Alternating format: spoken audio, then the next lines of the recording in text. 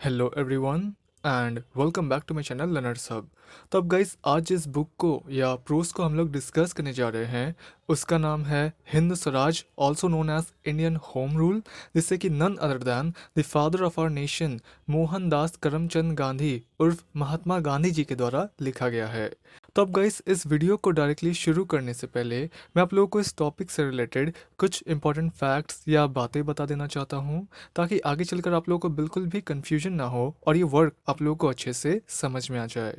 सुना इस टॉपिक का सबसे पहला इंपॉर्टेंट फैक्ट तो ये है कि इस वर्क को इसे 13 नवंबर 1909 से लेकर 22 नवंबर 1909 के बीच लिखा गया। यानी जब गांधी जी लंदन से ट्रैवल करते हुए वो साउथ अफ्रीका के एक शहर डरबन के लिए जा रहे होते हैं एक स्टीम शिप में बैठकर, तो उस दौरान उन्होंने इस वर्क को लिखा था, और वो भी सिर्फ 10 दिनों के अंदर अंदर।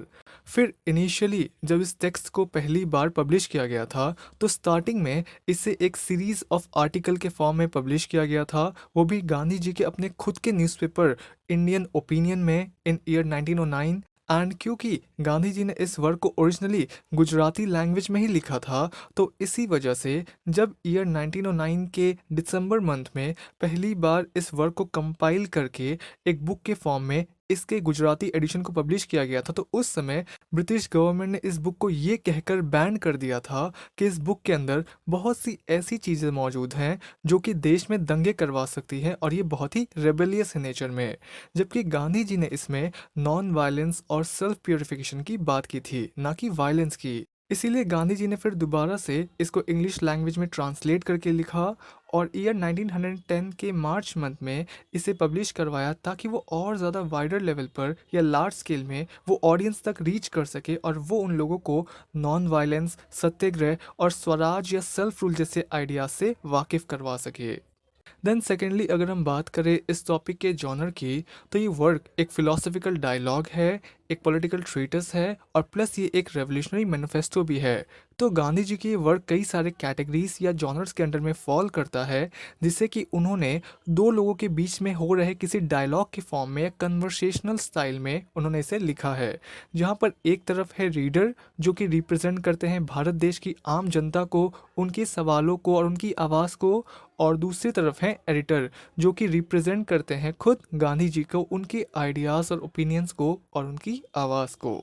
देन थर्डली अगर हम बात करें इस वर्क के सेटिंग की, तो इस वर्क को इससे ब्रिटिश रूल या इंडिया जब ब्रिटिश राज के अंडर में था अर्ली 20th सेंचुरी में, तो उस टाइम पीरियड में इसे सेट किया गया है।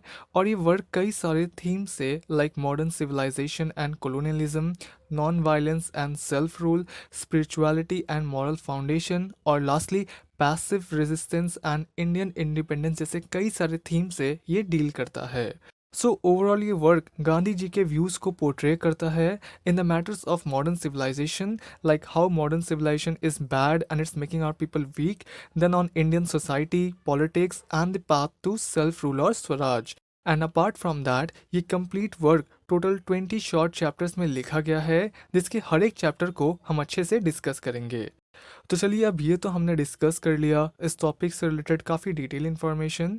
तो अब बिना टाइम वेस्ट किए आज का जो हमारा टॉपिक है हिंद स्वराज और इंडियन होम रूल, इसे हम लोग शुरू करते हैं। So starting with the first chapter, इसके फर्स्ट चैप्टर का नाम है the Congress and it's official, जहाँ पर गांधी जी इंडियन नेशनल कांग्रेस जो पॉलिटिकल पार्टी है तो वो उसके बारे में डिस्कस करते हैं, एंड कांग्रेस का क्या रोल रहा है भारत देश को स्वराज या सेल्फ रूल का अधिकार दिलाने में, वो उसके बारे में बात करते हैं। एंड प्लस वो कुछ लीडर्स जैसे कि दादा भाई नौरोजी, गोपाल कृष्ण गोखले, तो वो ऐसे कुछ लीडर्स को उनके सपोर्ट और कंट्रीब्यूशन के लिए एक्नॉलेज करते हैं।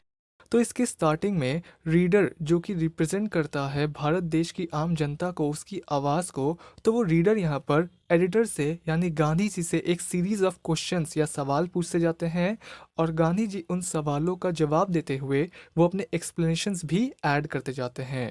So the conversation starts with reader, यानी भारत के आम जनता के सवालों से इसकी शुरुआत होती है। सो रीडर, देखने से तो ऐसा प्रतीत होता है कि भारत देश के लोगों के अंदर एक बहुत ही तीव्र इच्छा है या स्ट्रॉन्ग डिज़ायर है कि वो अपने देश को स्वयं खुद चलाएं, और उनके अंदर स्वराज के लिए, होम रूल के लिए या सेल्फ रूल के लिए एक बहुत ही स्ट्रॉन्ग डिज़ायर दिखाई पड़ती है।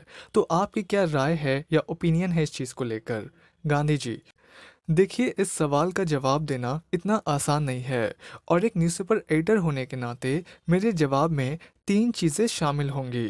पहला तो लोगों के फीलिंग्स को और उनके भावनाओं को समझकर उन्हें अपने न्यूज़पेपर में अच्छे से एक्सप्रेशन देना। सेकेंडली, लोगों के अंदर एक सर्टेन डिज़ायरेबल सेंटिमेंट को जगाना, उनके करंट आइडियाज़, ओपिनियंस और बिलीफ को सही तरीके से शेप देना और उन्हें एडुकेट करना। एंड थर्डली, जो सोसाइटी के अंदर प्रिवेलिंग आइडियाज़ एंड ओपिनियंस में डिफेक्ट है या कमी मौजूद है, तो उसे अच्छे से इवैल्यूएट करके सबके सामने निडर होकर रखना। तो ये तीनों चीज़ें एज अ न्यूज़पेपर एडिटर मेरे जवाब में शामिल होंगी। और लोगों के इसी होम रूल या स्वराज के डिज़ायर की वजह से इंडियन नेशनल कांग्रेस पार्टी का जन्म हुआ और उसका फॉर्मेशन पॉसिबल हो पाया।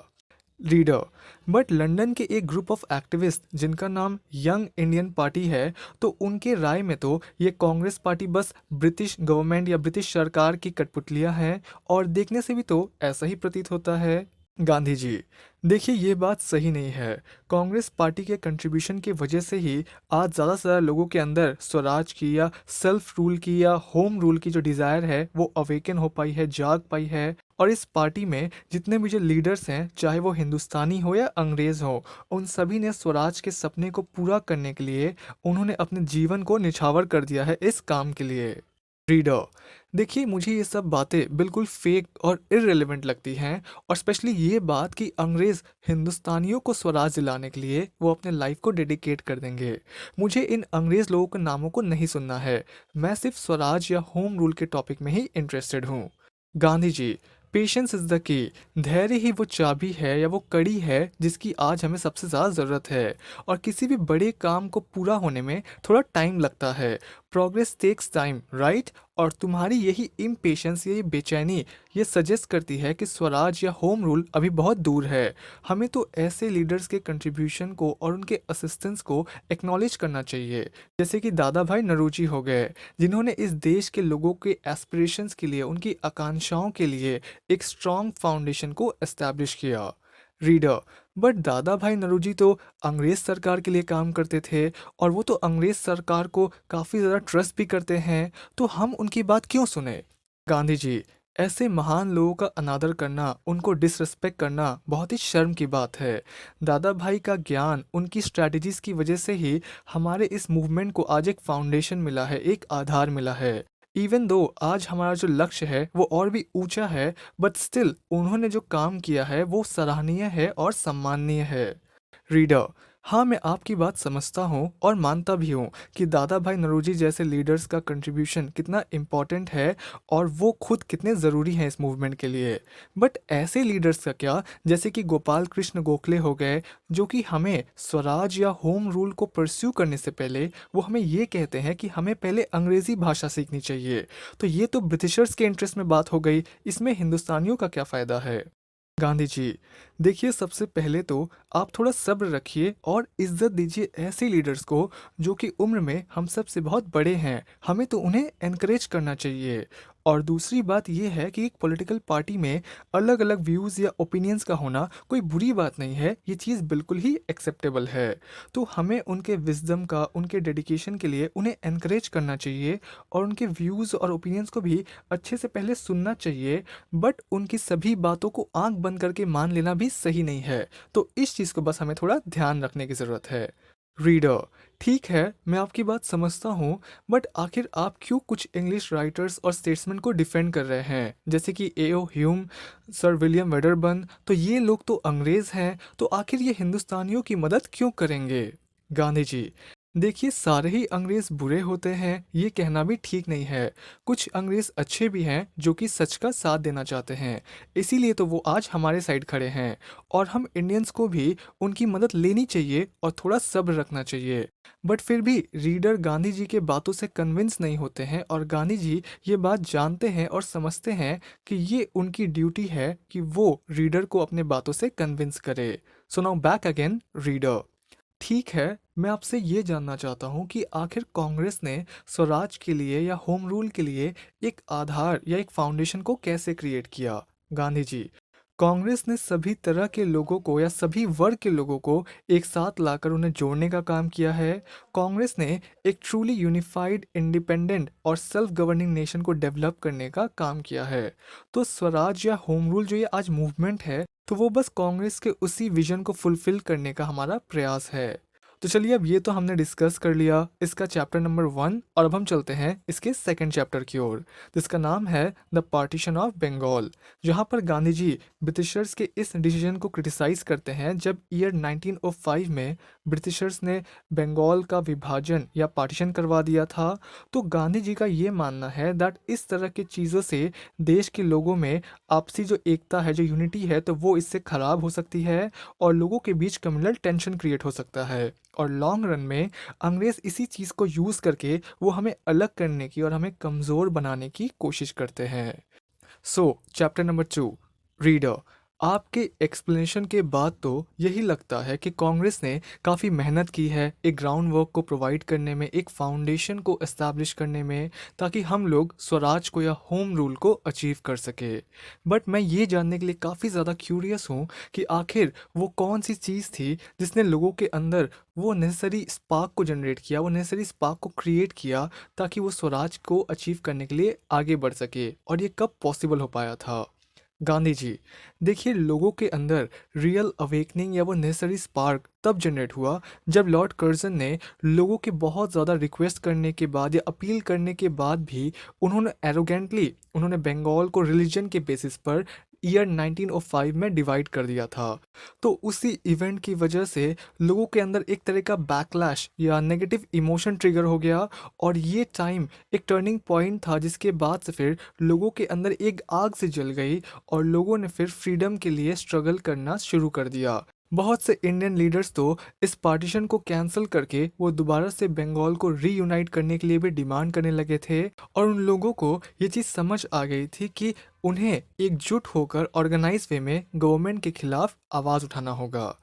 रीडर, तो आपके हिसाब से पार्टीशन के बाद उसका कंसिक्वेंस क्या हुआ, उसका नतीजा क्या निकला।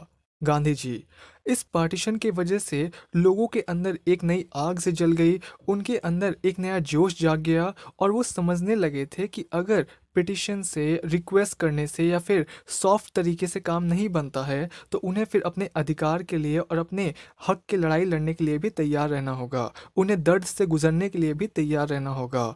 और इस पार्टीशन के बाद से लोगों के अंदर जो देशभक्ति की भावना थी, तो वो भी बहुत तेज़ी से फैलने लगी थी।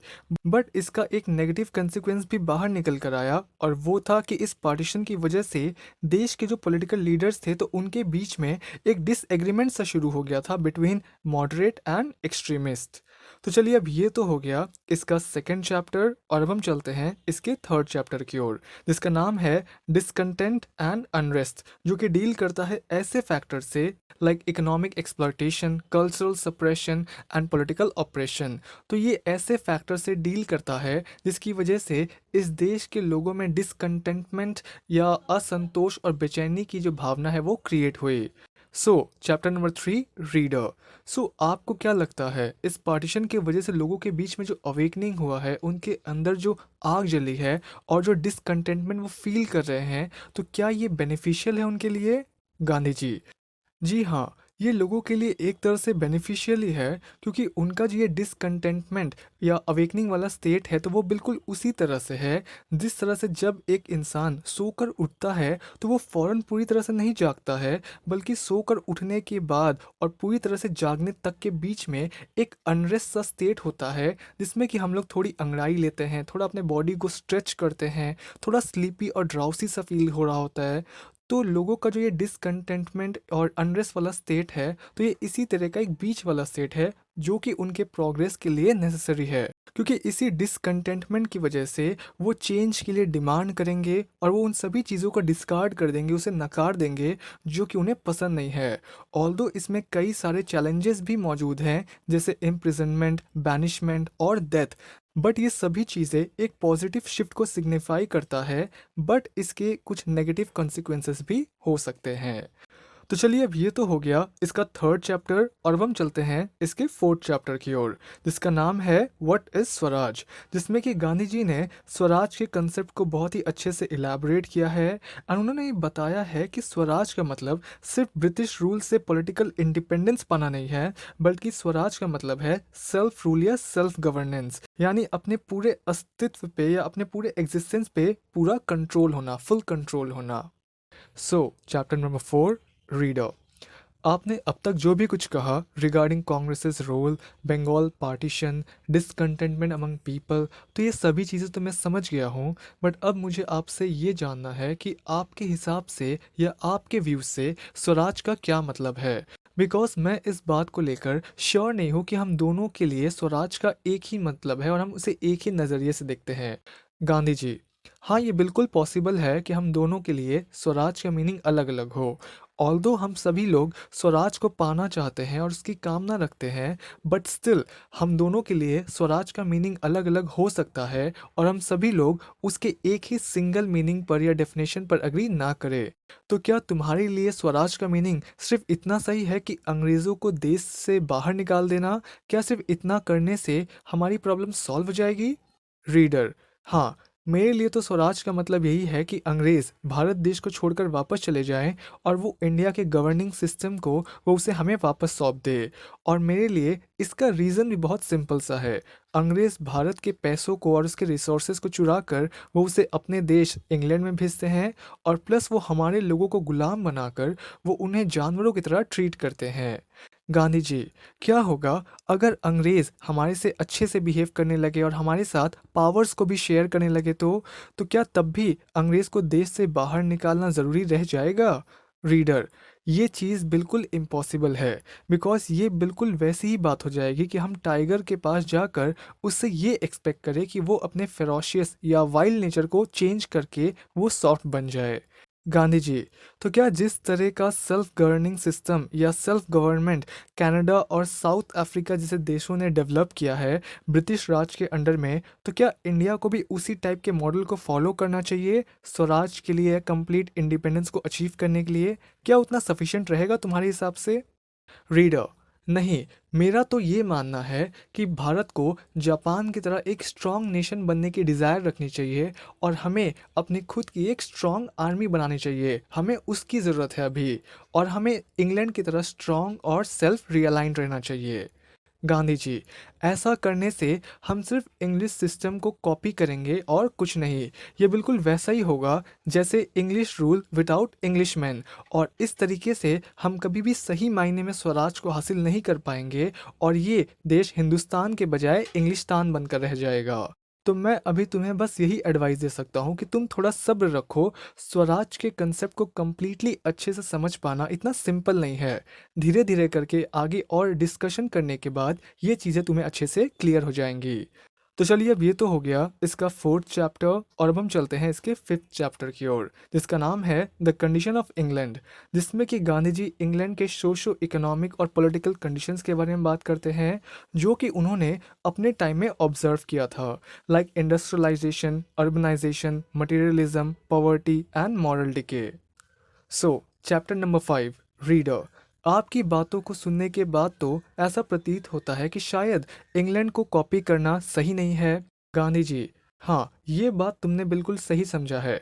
इंग्लैंड को कॉपी करना सही नहीं है क्योंकि ऐसा करने से हम सिर्फ अपना समय बर्बाद करेंगे, क्योंकि इंग्लैंड की जो भी प्रेजेंट कंडीशन है तो वो बहुत ही ख़राब है, उनकी हालत बहुत ही बुरी है। उसके पार्लियामेंट की कंडीशन बिल्कुल किसी स्टेराइल वुमेन यानी किसी ऐसे महिला की तरह है जो कि किसी बच्चे को जन्म नहीं दे सकती है, कुछ प्रोड्यूस नहीं कर सकती है, और वो किसी प्रोस्टिट्यूट की तरह है जो कि लॉयल ना हो। अब सुनने में ये काफ़ी हार्श ज़रूर लगता है, बट यही सबसे सुटेबल वर्ड्स है उसके प्रेजेंट कंडीशन को डिस्क्राइब करने के लिए, जहाँ पर पार्लियामेंट के लोगों को पब्लिक की भलाई के बारे में और उनके इंटरेस्ट को लेकर ध्यान में रखना चाहिए, उसे सोचना चाहिए, तो वो लोग सिर्फ अपने बारे में सोचते हैं और अपने प्रोमिसेस को भी पूरा नहीं करते हैं। वहाँ पर वोटिंग भी पॉलिटिकल पार्टी को देख कर दिया जाता है, ना कि रीज़न और लॉजिक को यूज़ करके कि आखिर किस पार्टी को या फिर किसी भी पार्टी को वोट किस बेसिस पर देना चाहिए, वो लोग ये नहीं सोचते हैं। रीडर, आपकी गहरी बातें दिमाग को सोचने पर मजबूर कर देती है, बट क्या आप इस चीज़ को एक्सप्लेन कर सकते हैं कि आपने प्रोस्टिट्यूट क्यों कहा?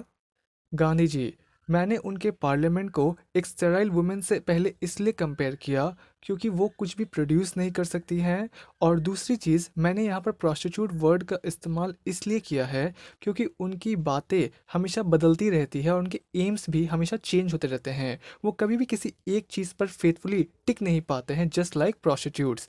एंड इवन उनके जो मिनिस्टर्स हैं तो वो भी डिसऑनेस्ट हैं, जो कि दूसरों को सत्ता या पावर और स्टेटस के लालच देकर वो उन्हें ब्राइब करते हैं, उन्हें घूस देते हैं। रीडर, आप वहाँ के लोगों के बारे में क्या सोचते हैं? आपकी क्या राय है उनको लेकर? गांधी जी, देखिए, इंग्लिश पीपल न्यूज़पेपर को बहुत ही रिलीजियस मैनर में पढ़ते हैं या अच्छे तरीके से पढ़ते हैं, बट वो न्यूज़पेपर बायस व्यूज से भरे होते हैं, पॉलिटिकली बायस और डिसऑनेस्ट होते हैं।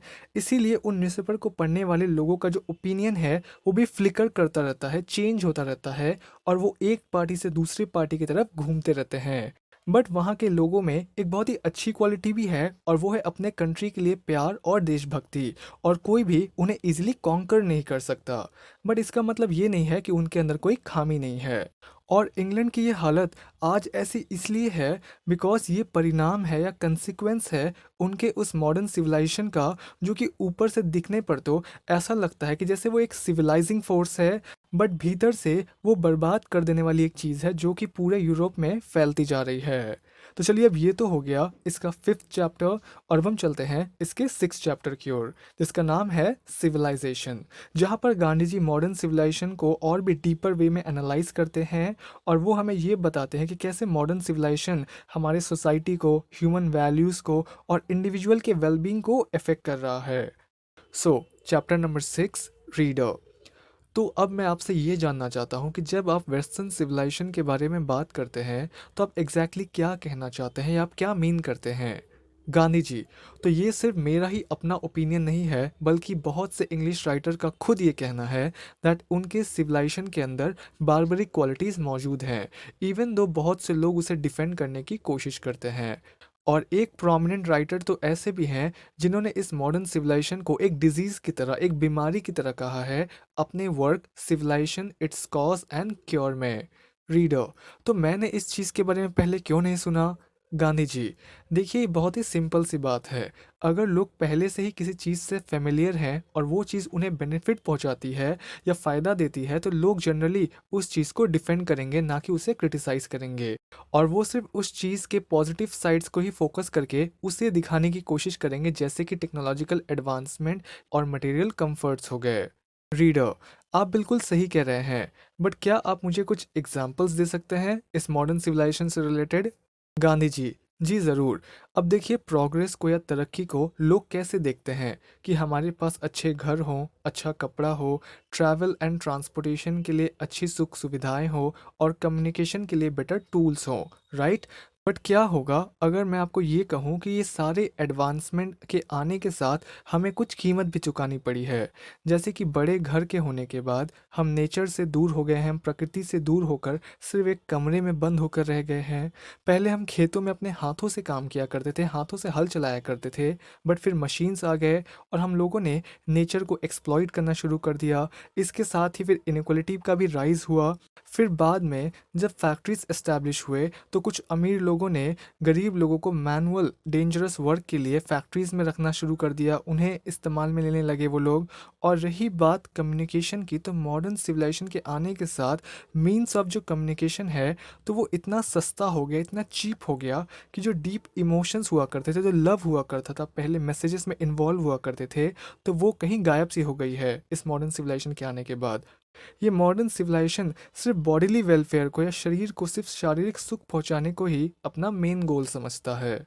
अभी हमारे पास स्टीम इंजन है, प्रिंटिंग प्रेस है और एयरप्लेन्स भी हैं, और हो सकता है कि फ्यूचर में हमारे पास ऐसे मशीन्स हो या हम ऐसे मशीनों को बना ले जिससे कि फिर ह्यूमन बॉडी, ये जो ह्यूमन बॉडी है, ये ही किसी काम की ना रहे, और सिर्फ एक बटन प्रेस करके हम अपनी सारी ज़रूरतों को पूरा कर लेंगे।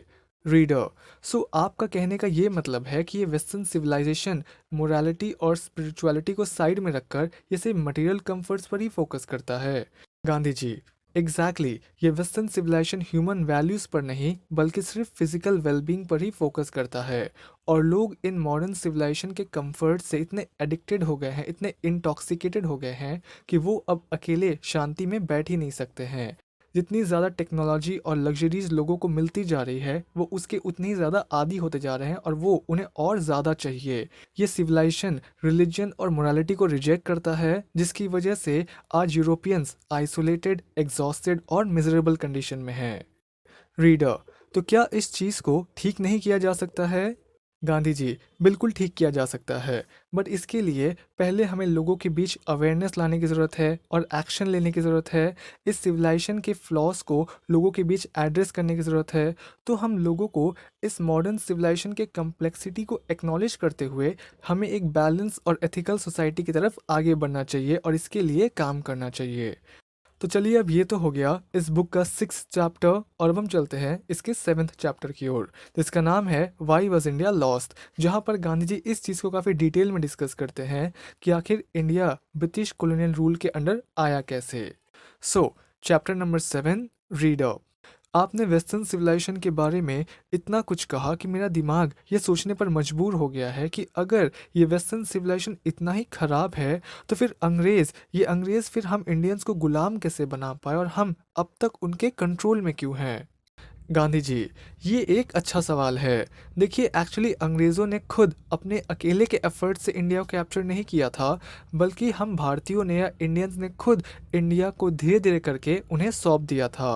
स्टार्टिंग में तो वो सिर्फ यहाँ पर व्यापार या ट्रेड करने के लिए ही आए थे, बट हमने ही उन्हें अपने दोनों हाथों से वेलकम किया, उनके प्रोडक्ट्स को खरीदे और उनके ऑफिसर्स को भी सपोर्ट किया, क्योंकि इस देश के लोग बहुत जल्दी अमीर बनना चाहते थे और इसीलिए हमने फिर अपने देश के इंटरनल मैटर्स में भी उनका सपोर्ट लेना शुरू कर दिया, जिसकी वजह से देश की ये हालत है आज। तो ये बिल्कुल वही बात हो गई कि हम भांग बेचने वालों को जाकर ये ब्लेम करेंगे कि वो मुझे भांग क्यों बेचता है, जबकि प्रॉब्लम मुझ में है कि मैं भांग के लिए एडिक्टेड हूँ। Reader, I see your point, but ये अंग्रेज अब तक इंडिया को होल्ड करके कैसे रख पाए हैं? गांधी जी, देखिए बात बिल्कुल सीधी सी है। अंग्रेज यहाँ पर आए थे ट्रेड करने के लिए और हमें उनका ट्रेड पसंद आया, बट अगर हम उनके साथ ट्रेड ही ना करें, उनमें कोई इंटरेस्ट ही ना दिखाएं, उनके साथ कोई कोऑपरेशन ही ना करें, तो तब उनकी मिलिट्री पावर फिर बिल्कुल यूजलेस हो जाएगी। वो हमें इसलिए मैनिपुलेट कर पाते हैं क्योंकि हम उन्हें ऐसा करने का मौका देते हैं, उनके साथ ट्रेड और बाकी चीज़ों में कोऑपरेशन करके, जिसकी वजह से उनका जो पकड़ है हमारे ऊपर वो और मजबूत हो जाता है। तो अंग्रेज सिर्फ ट्रेड और कॉमर्स के बारे में ही सोचते हैं और वो पैसों को भगवान की तरह पूजते हैं और इसके लिए वो कुछ भी कर सकते हैं। तो चलिए, अब ये तो हो गया इसका 7th चैप्टर और अब हम चलते हैं इसके 8th चैप्टर की ओर, जिसका नाम है द कंडीशन ऑफ इंडिया, जहाँ पर गांधी जी इंडिया के प्रेजेंट कंडीशन के बारे में बात करते हैं और वो हमें ये सजेस्ट करते हैं कि भारत देश को सेल्फ रियलाइंड होना चाहिए, यानी आत्मनिर्भर बनना चाहिए, अपने आप को स्पिरिचुअल मैटर्स में और ज़्यादा एडुकेट करना चाहिए और लोगों को नॉन वायलेंट और नॉन कोऑपरेशन जैसे टूल्स का यूज़ करके उन्हें खुद को ब्रिटिशर्स के कंट्रोल से फ्री कर लेना चाहिए, मुक्त कर लेना चाहिए। सो चैप्टर नंबर 8, रीडर। ठीक है, मैं ये तो समझ गया कि कैसे अंग्रेज़ों ने भारत देश को इन्फ्लुएंस करके उसको कैप्चर किया, बट फ़िलहाल मैं आपसे अब ये जानने के लिए काफ़ी ज़्यादा क्यूरियस हूँ कि आखिर हमारे खुद के देश की प्रेजेंट कंडीशन कैसी है? गांधी जी, मुझे ये बहुत ही दुख के साथ कहना पड़ रहा है कि हमारे देश की कंडीशन भी आज बहुत ही बुरी हालत में है। वो सिर्फ अंग्रेज़ों का गुलाम या ब्रिटिश रूल के अंडर में ही नहीं है, बल्कि इन मॉडर्न सिविलाइजेशन के फोर्सेस हमारे कल्चर को, हमारे सिविलाइजेशन को डिस्ट्रॉय कर रही हैं और ये हमें हमारे स्पिरिचुअल रूट से भी दूर लेकर जा रही हैं। और प्लस ये मॉडर्न सिविलाइजेशन जो है तो ये स्पिरिचुअलिटी को और रिलीजन को भी रिजेक्ट करती हैं, किसी एक पर्टिकुलर रिलीजन को नहीं बल्कि सभी इंडियन रिलीजन्स के अंडरनीथ जो एक कॉमन बिलीफ पाई जाती है गॉड से रिलेटेड, तो ये उनको ही रिजेक्ट करती है। रीडर, तो आखिर ये मुमकिन कैसे है, आखिर ये कैसे हो पा रहा है? गांधी जी, ये इसलिए पॉसिबल हो पा रहा है क्योंकि इस देश के लोगों ने मॉडर्न सिविलाइजेशन के द्वारा प्रिस्क्राइब किए गए एक मिसकंसेप्शन को या एक गलत धारणा को एक्सेप्ट करना शुरू कर दिया कि स्पिरिचुअल मैटर्स में एक्टिव रहना और वर्ल्डली अफेयर के कम्प्लेक्सिटीज से डिटैच रहना सही नहीं है। उनका ये कहना है कि लोगों को वर्ल्डली अफेयर्स में और उसके कम्प्लेक्सिटीज में ज़्यादा एक्टिव रहना चाहिए, ना कि स्पिरिचुअलिटी में। और इसी की वजह से देश के लोग आज और दुखी और मायूस होते जा रहे हैं। रीडर, तो क्या इसमें रिस्क नहीं है क्योंकि बहुत से ढोंगी और फ्रॉड लोग रिलीजन और स्पिरिचुअलिटी के ऐसे ही आर्गुमेंट्स को यूज़ करके वो लोगों को ठगने का काम करते हैं? गांधी जी, हाँ, ये बात बिल्कुल सच है कि रिलीजियस सर्कल के अराउंड बहुत से ढोंगी और फ्रॉड लोग भी मौजूद हैं, बट वो लोग सोसाइटी को उतना हार्म नहीं पहुंचाते हैं जितना कि ये मॉडर्न सिविलाइजेशन। क्योंकि ये मॉडर्न सिविलाइजेशन प्रोग्रेस या तरक्की के भेस में ये हमारे सोसाइटी को कई गुना ज़्यादा नुकसान पहुंचाते हैं और मटेरियल प्रोग्रेस के नाम पर ये हमारे स्पिरिचुअल वैल्यूज़ को ही ख़त्म करते जा रहे हैं। रीडर, बट क्या इसी रिलीजन की वजह से लोगों के बीच में वायलेंस और दंगे फसाद नहीं होते हैं? क्या यही रिलीजन वायलेंस के लिए रिस्पॉन्सिबल नहीं है? गांधी जी, हाँ, ये बात भी सच है कि धर्म के नाम पर लोगों के बीच में कन्फ्लिक्ट्स होते हैं और जिससे कि लोगों को बहुत ज़्यादा सफ़र करना पड़ता है। बट सच्चाई ये है कि स्पिरिचुअलिटी या ट्रू रिलीजन कभी भी लोगों के बीच में कन्फ्लिक्ट्स क्रिएट नहीं करता है, बल्कि वो तो आपस में एकता और शांति बनाए रखने की बात करता है और वो इसकी सीख देता है। बट लोगों ने धर्म की गहराइयों को नहीं समझा और इसीलिए वो धर्म के नाम पर लड़ते रहते हैं और कन्फ्लिक्ट्स क्रिएट करते हैं। और अगर हम इस मॉडर्न सिविलाइजेशन से इसे कंपेयर करें तो ये मॉडर्न सिविलाइजेशन तो इससे भी कई गुना ज़्यादा हार्मफुल है, क्योंकि ये रिलीजन को ही यानी सरफेस लेवल के रिलीजन को ही यूज़ करके ये हमें डिवाइड करने का काम करता है और हमें कमज़ोर बनाने की कोशिश करता है और हमारे बीच में कन्फ्लिक्ट्स क्रिएट करता है।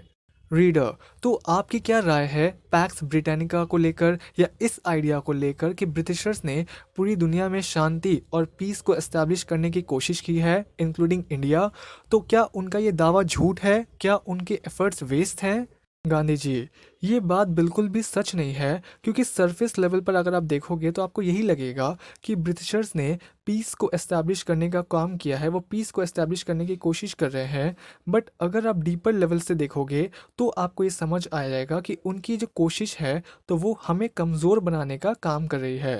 क्योंकि अगर हम अपने देश के छोटे मोटे मैटर्स को भी खुद से हैंडल नहीं करेंगे और उनसे डील नहीं करेंगे तो फिर हम कमज़ोर बन जाएंगे। रीडर, ठीक है, मैं आपकी बात मानता हूँ, बट उन ठग्स का, उन पिंडारियों का और भिल्स का क्या, जो कि हमेशा से ही उत्पात मचाते आए हैं और ब्रिटिशर्स ने तो उनके उत्पात को शांत करने का काम किया है? गांधी जी, एक्सटर्नल फोर्सेस ने और उन ब्रिटिशर्स ने जो हमारे मन में उन पिंडारियों के लिए और बाकी के ग्रुप्स को लेकर जो हमारे मन में डर भरा है, तो एक्चुअल में उतना ज़्यादा वाइड स्प्रेड मैनर में वो खतरा नहीं है जितना कि उन ब्रिटिशर्स ने दावा किया है और जितना कि वो कहते हैं। और ये पिंडारी और बाकी के जो लोग हैं तो वो हमारे ही देश के लोग हैं और हम हमेशा से ही इतने बहादुर रहे हैं, इतने करेजियस रहे हैं कि हम अपने इंटरनल मैटर्स को खुद से सॉल्व करने में सक्षम हैं।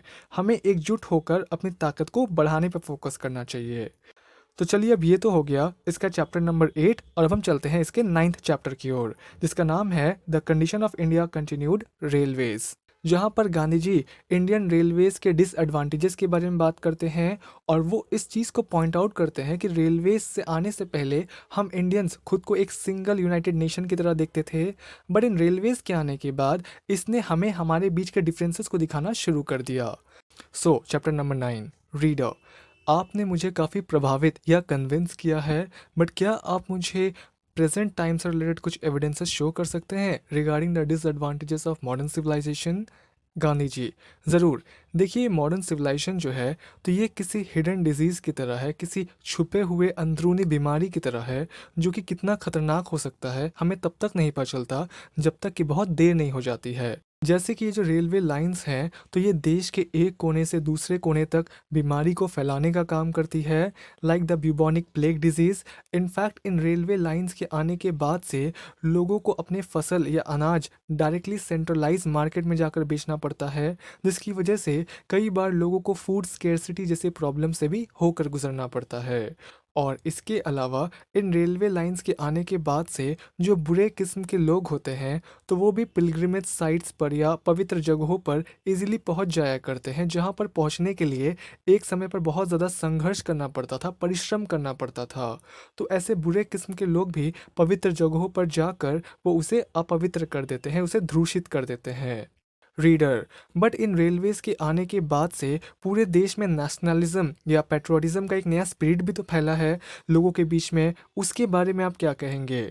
गांधी जी, ये एक्चुअली एक मिसकंसेप्शन है। ब्रिटिशर्स के आने से पहले और कॉलोनाइजेशन के शुरू होने से पहले भारत देश हमेशा से ही एक यूनाइटेड नेशन रहा है और यहाँ पर सभी रेस और रिलीजन के लोग यहाँ पर एकजुट होकर रहा करते थे और अपने प्रैक्टिसेस को भी अच्छे से फॉलो किया करते थे और वो अपने कल्चर और पिलग्रिमेज साइट्स को भी एक दूसरे के साथ शेयर किया करते थे। बट इन रेलवेज के आने के बाद से ही इसने ही तो लोगों के बीच न्यू डिवीजन और बाउंड्रीज को इंट्रोड्यूस करने का काम किया है। जिसके बाद रीडर फिर ये क्वेश्चन करते हैं कि उन कल्चरल और रिलीजियस डिफरेंसेस का क्या जो कि हिंदू, मुस्लिम और बाकी के रिलीजन में एग्जिस्ट करता है, तो उसका क्या? तो यहाँ पर तो गांधी जी इस सवाल का जवाब नहीं देते हैं, बट इसके अगले चैप्टर में वो इस डिस्कशन को कंटिन्यू रखते हैं। तो चलिए, अब ये तो हो गया इसका चैप्टर नंबर 9 और अब हम चलते हैं इसके 10th चैप्टर की ओर, जिसका नाम है the condition of India continued, the Hindus and the Mohammedans, जहाँ पर गांधी जी बात करते हैं मॉडर्न सिविलाइजेशन के बारे में, डिफरेंट रिलीजियस इंस्टीट्यूशन के ऊपर, काउ प्रोटेक्शन के बारे में और इंडिया के यूनिटी को लेकर। सो चैप्टर नंबर 10, रीडर्स, मैं आपकी इस चीज़ के ऊपर राय जानना चाहता हूँ कि इंडिया में डिफरेंट रिलीजन्स के होने से इससे इंडिया के यूनिटी पर या एकता पर क्या इम्पैक्ट पड़ता है? गांधी जी, देखिए, सबसे पहले तो मैं दोबारा से इस बात को रिपीट करना चाहूँगा कि रेलवेज, लॉयर्स और डॉक्टर्स, ये तीनों रिस्पॉन्सिबल हैं इंडिया में करप्शन के लिए। भगवान ने हम इंसानों को ऐसा डिज़ाइन किया है कि हम नेचुरली पैदल चलकर ही सिर्फ ट्रैवल कर सकते हैं, बट इन रेलवेज़ के आने की वजह से हम अब बहुत दूर तक ट्रैवल कर पा रहे हैं। और जब हम बहुत दूर तक ट्रैवल करके हम दूसरे लोगों के साथ इंटरेक्ट करते हैं जिनके रिलीजियस बिलीव्स हमसे अलग होते हैं, तो फिर यहीं से लोगों के बीच में कन्फ्लिक्ट शुरू हो जाता है। और अगर मैं मुस्लिम लोगों की बात करूं या फॉरेन रिलीजन की बात करूं, तो जितने भी रिलीजन इंडिया में बाहर से आए हैं, तो धीरे धीरे करके वो सभी भारत देश का भी एक हिस्सा बन चुके हैं, इसमें एसिमुलेट हो गए हैं या घुल गए हैं। तो इंडिया हमेशा से ही एक ऐसा कंट्री रहा है, एक ऐसा देश रहा है जो कि यूनिटी इन डाइवर्सिटी में बिलीव रखता है और वो सभी अच्छी चीज़ों को अपने साथ एसिमुलेट कर लेता है, अपने साथ जोड़ लेता है और उसे अपना हिस्सा बना लेता है। It has always been a land of assimilation, जहाँ पर सभी धर्मों के लोग एक साथ पीसफुली और हारमोनियसली रहा करते थे। तो वो तो बस ब्रिटिशर्स के आने के बाद हमारे बीच में उन्होंने फूट डाल दी ताकि हमारे डिफरेंसेस को शो करके वो हमें अलग कर सके और इससे वो देश को कमज़ोर बना सके।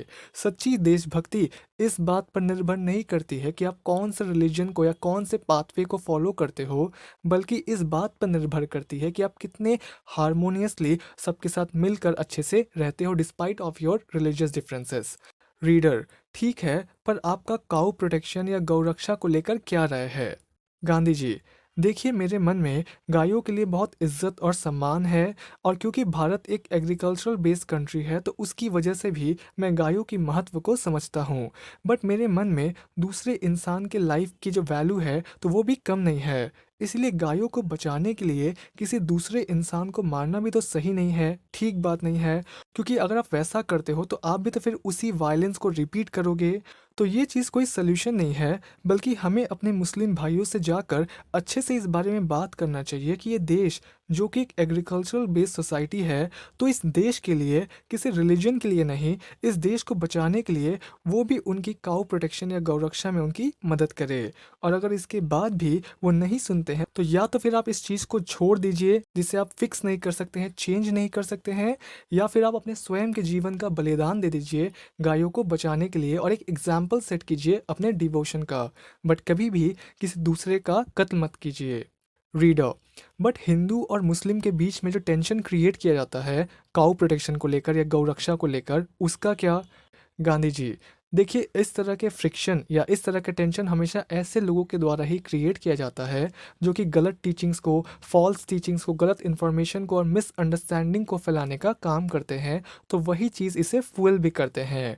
और अंग्रेज़ों ने भी इस तरह के कम्युनल टेंशन्स को और डिविजन्स को क्रिएट करने में कोई कसर नहीं छोड़ी है। तो सभी कम्युनिटीज़ के बीच में हार्मनी और पीस तभी पॉसिबल है जब हम अपने रिलीजियस टीचिंग्स के कोर को अच्छे से समझेंगे। और अगर हम दोनों ही होली टेक्स्ट को, यानी कुरान और गीता, अगर हम इन दोनों को ही डीपर वे में एनालाइज करते हैं तो हम ये पाएंगे कि दोनों के अंदर ही ऐसे पैसेजेस मौजूद हैं जो कि कॉमन हैं और दोनों ही साइड के लोग जो हैं इस बात पे राज़ी होंगे। तो हमें ऐसे मिसअंडरस्टैंडिंग और फॉल्स टीचिंग को अवॉइड करना चाहिए और सभी लोगों के साथ पीसफुली और हारमोनियसली रहना चाहिए। तो अब गाइस, आज के लिए बस इतना ही और इसके रिमेनिंग 10 चैप्टर्स को हम अगले वीडियो में डिस्कस करेंगे, जिसका लिंक मैं जल्दी ही डिस्क्रिप्शन बॉक्स में अपडेट कर दूंगा जैसे ही वो वीडियो रेडी हो जाता है।